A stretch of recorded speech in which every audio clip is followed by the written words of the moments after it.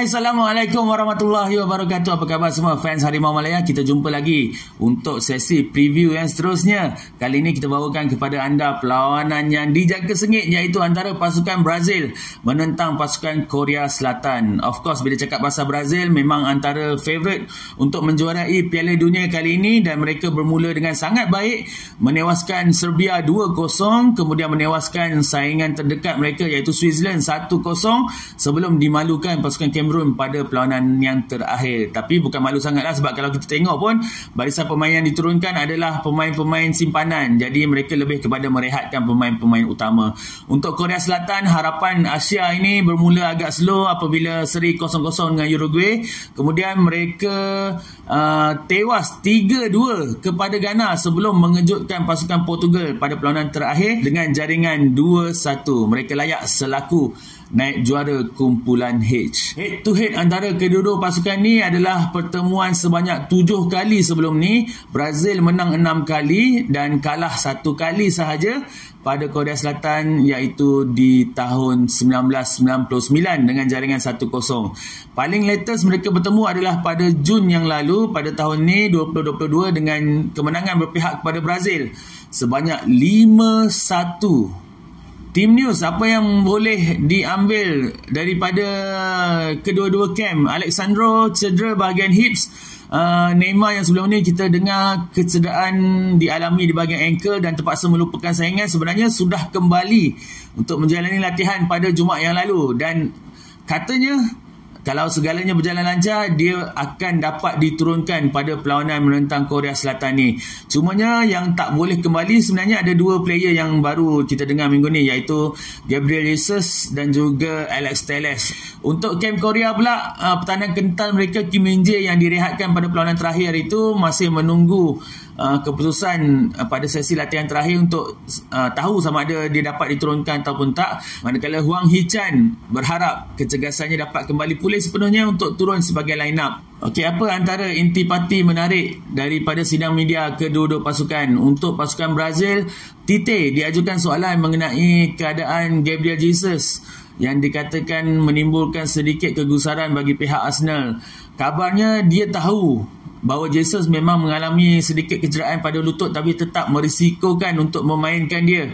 Adakah perkara itu benar? Wartawan tanya. Dan dia agak berang juga cara dia jawab. Dia menegaskan benda ni sebenarnya datang daripada pihak-pihak luar dan juga haters yang cuba memporak-perandakan keharmonian dalam camp Brazil. Dia selaku coach yang profesional tak akan sekali-kali melanggar etika dengan mempertaruhkan keadaan kecederaan pemain semata-mata untuk dapatkan keputusan yang baik.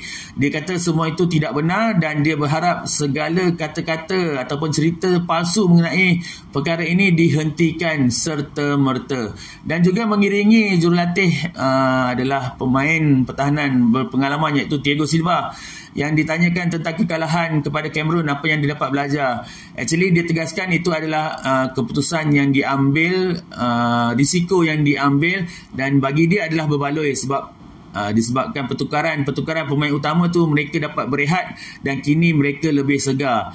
Of course, banyak pengajaran yang boleh diambil, antaranya adalah untuk memperkemaskan barisan pertahanan, fokus 90 minit, dan dia dah bekerja keras dah sepanjang latihan ni untuk mengelakkan perkara yang sama berlaku. Bagi pasukan Korea Selatan pula, jurulatih mereka iaitu Paulo Bento dipertanyakan tentang strategi pasukan untuk berhadapan dengan Brazil. Dia nyatakan bahawa strategi mereka adalah secara teori berdasarkan apa yang mereka lihat dan apa yang mereka tahu pada perlawanan Brazil serta sedikit video analisis yang dilakukan. Cumanya ada rungutan yang dilakukan oleh Paulo Bento yang mengatakan bahawa jarak antara satu perlawanan sebelum ni kepada peringkat kalah mati ni 72 jam itu tidak cukup, terlalu pendek, sebab waktu itulah yang nak digunakan untuk recovery dan waktu itulah yang nak digunakan untuk latihan.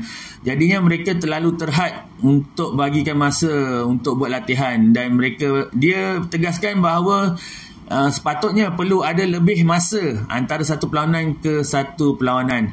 Dia juga rasakan Brazil ada sedikit kelebihan lah, sebab situasi mereka yang dah layak pada perlawanan terakhir tu, mereka dapat rehatkan star-star mereka. So dekat situ mungkin pemain mereka lebih segar.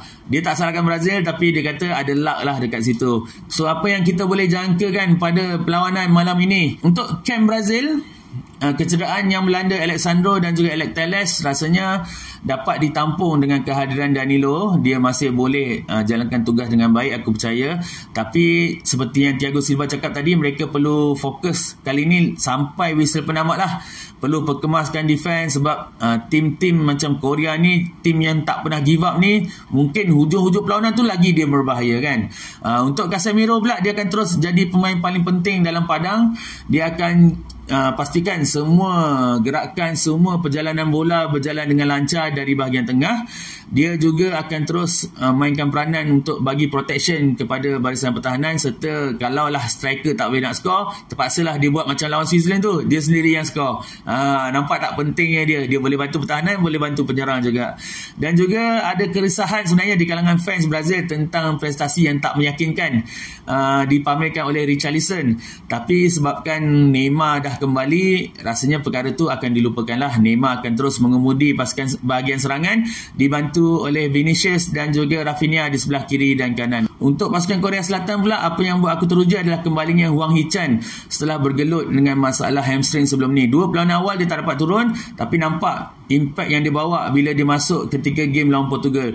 So lepas ni Hee-chan dengan Son Heung-min akan sama-sama lah buat gerakan, boleh buat larian solo, boleh masuk defense, boleh buat gol juga dari sebelah kiri dan kanan. Cho Gu-son akan terus sebagai target man dalam kotak penalti. Kalau ada cross, dia boleh settlekan. Yang aku tengok antara pertembungan midfield lah yang akan jadi penentu perlawanan ni, iaitu kalau Brazil Casemiro, Korea ni pula Jong Woo-yong dan juga Hwang In-bom.